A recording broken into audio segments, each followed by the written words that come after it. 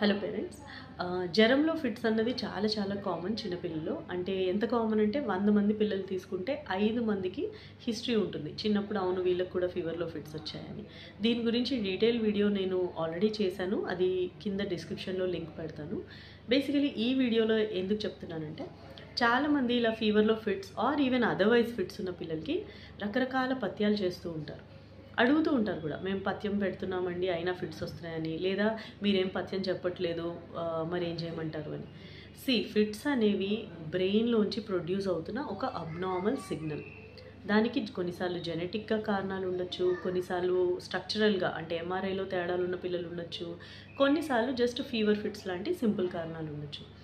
వీటికి మీ ఫుడ్కి ఎటువంటి సంబంధం లేదు. సో అనవసరమైన అపోహలకు వెళ్ళి వీళ్ళకి నాన్ వెజ్ పెట్టద్దు, వీళ్ళకి ఎగ్ పెట్టద్దు, వీళ్ళకి ఎటువంటి స్వీట్ పదార్థాలు పెట్టద్దు అన్న అపోహలతో చాలామంది ఉంటున్నారు. అండ్ అది కంటిన్యూ కూడా అవుతుంది. అంటే ఒక 1 ఇయర్ పాటు కూడా ఏమీ పెట్టకుండా ఉన్న పిల్లల్ని మేము చూస్తున్నాం. సో ఇది ఎక్స్ట్రీమ్లీ ఒక అపోహ మాత్రమే. ఫిట్స్కి ఫుడ్కి ఎటువంటి సంబంధం లేదు. అది ఏ రకమైన ఫిట్స్ అయినా కానివ్వండి, దానికి ఫుడ్కి ఎటువంటి సంబంధం లేదు. పిల్లల్ని మంచి హెల్తీ ఫుడ్ ఇవ్వండి, ఇమ్యూనిటీ పెంచండి, అండ్ వాళ్ళని మంచిగా గ్రో అవ్వనివ్వండి. అండ్ బలవంతంగా ఇవన్నీ ఆపేసి సైకలాజికల్గా వాళ్ళని ట్రామటైజ్ చేయొద్దు. అందరూ తింటూ ఉంటారు, వీళ్ళకి మాత్రం ఇవ్వరు జస్ట్ బికాజ్ వీళ్ళకి ఫిట్స్ ఉన్నాయని. ఈ ఫుడ్ రిలేటెడ్ అపోహలు చాలా చాలా ఎక్కువ. Especially rural and semi urban ఏరియాస్లో ఇవి విపరీతంగా ఉంటాయి.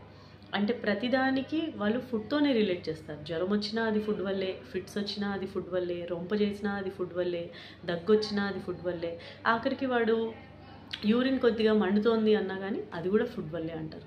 సో సెగడ్డలు వేసినా అది ఫుడ్ వల్లే అంటారు.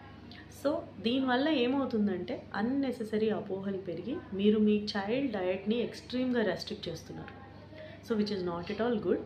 సో సైంటిఫిక్ నాలెడ్జ్ బట్టి వెళ్ళండి, లేదా తెలిసిన డాక్టర్ ఎవరి మీద అయితే మీకు నమ్మకంగా ఉంటారో వాళ్ళ సలహా అడిగి